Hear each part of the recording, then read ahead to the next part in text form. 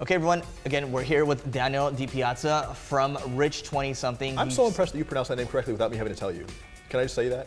You know what? It's, you know who played Dodgers baseball? Mike Piazza. Yeah, exactly. Yeah. But that's why I know you're a senior millennial, because you know that. But young people wouldn't know Mike Piazza. Most people don't. Most people don't. But he did play Dodgers baseball. Yeah. So congratulations to you, and thank you for being able to phonetically understand a very simple name. But Rich 20-something. So you have built your Instagram brand to 250,000, $250,000 plus. 233,000, but we're not counting. Close enough, right? Let's call it 250. Let's give it to him, right? Give it to me, 250K. And what has that done for you? Because what I've seen with a bunch of people out there with large Instagram followings is they're starting to go live a lot, and that almost becomes like their way of generating leads, and it generates sales, for example. So what are you doing exactly with that following, first and foremost? It's really cool. You know, the thing about it is, I was watching a video earlier today by this author, Alex Wolf, and she was saying that the interesting thing about social media now is that it used to be that brands had, the reason why brands were so attractive is because they had a unique brand perspective, and customers and consumers would go to those brands to consume the content that they wanted from their preferred brand perspective. So like MTV has a certain perspective on the world, and they create content around that perspective. Well, now content creators, i.e. influencers, are the channels, and we are the ones with the branded perspectives. So people come to my Instagram channel because there's a certain way that I view the world that they vibe with. And I didn't really know that that was going to be the result of starting a social media channel, because you have to understand, starting Instagram 2014, I had a reference of social media that was like 2010, 11, 12.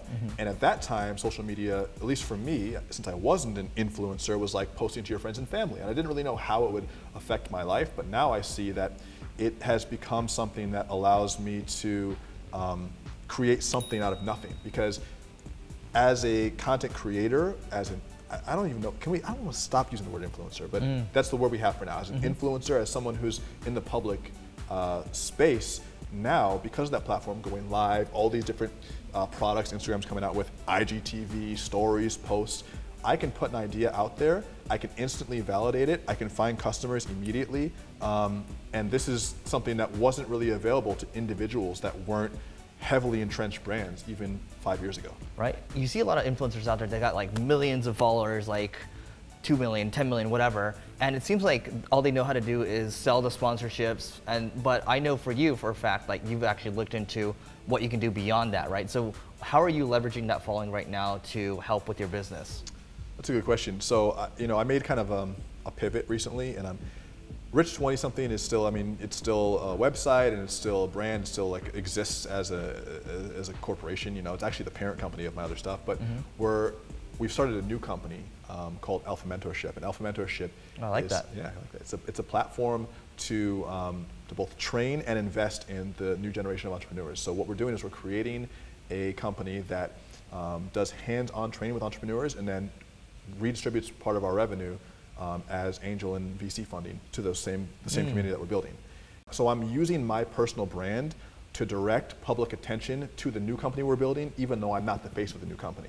And I think that's the really smart influencers will see that the biggest opportunity isn't in them pushing other people's brands, it's in building something and creating something new. But that's harder. It's harder. So I can see why. 100%. And so, like, just to give everyone an example, I mean, the other people I'm seeing, I was talking about earlier, like, they'll do a live, and that's almost like doing like a live training, and you got like 10,000 people coming in, and you can just direct them to, hey, go to this link, swipe up, and then you can go check out like whatever we're offering. Is that kind of what you're doing? Yeah, I mean, that's part of the strategy. You know, I think with one of the things that I think is interesting is that, like, it's not just one channel. This is IG that we're talking about, but really the real way to connect with your audience now, it has to be a multi-channel approach, you know, because everyone is so distracted and they're everywhere too. So usually what happens is you start with one channel that gets really big, and then you have to expand by taking that audience and growing other auxiliary channels with that one main channel. So I might do a live where I direct them to a link, you know, or like, for instance, I'm pimping all my own stuff now. Here, I'll put your mug out like this. Now I'll pimp out my own stuff. Check it out, singlegrain.com. So I'm doing a creative live presentation in September, which I'm really excited about. And so I did a live on that. I was like, hey guys, special announcement. I'm doing creative live, and here are the dates and here are the details. And people will then DM me, and it creates a real conversation. But It doesn't mean that you also don't use the email list. You know, you'll use Facebook, you'll use YouTube, and we're on YouTube right now, and it creates an ecosystem where if you're doing it correctly, people feel like you're in every place that they are.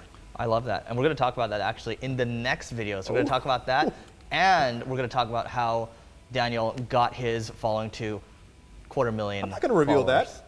He's going to reveal it in the next video. See you there. All right, Daniel, thanks so much for doing this. And for those of you watching, don't forget to watch the next video in the playlist over there. Watch it over there. It's somewhere over here. And then? Subscribe. Subscribe over there. Oh, I got to tell you guys too. Daniel DiPiazza TV. Type it up on YouTube right now after you subscribe to his channel. Yeah. I need you on mine. I need to get to 10K. You got to go there. Please. You got to go there. See you tomorrow.